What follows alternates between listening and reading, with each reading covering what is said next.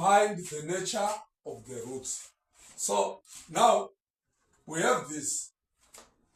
We need to find the value of delta, or the value of our discriminant, which is equal to b squared minus 4ac.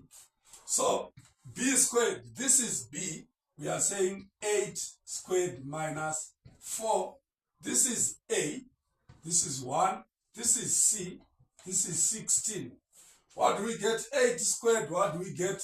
We get 64 minus 4 times 1, 4 times 16, we get 64 again. So 64 minus 64, what do we get? We get 0. So now, the discriminant now, it's equal to 0.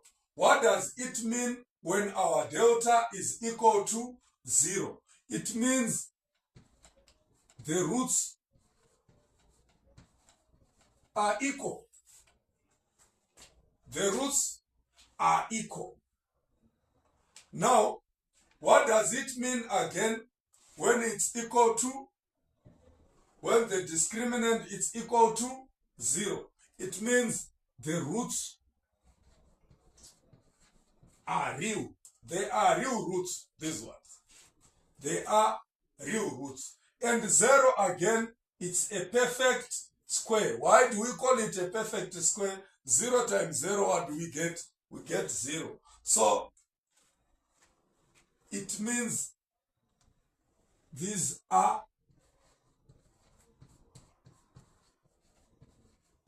rational. So the roots are equal, real, and rational. So this is the nature of the roots of this equation.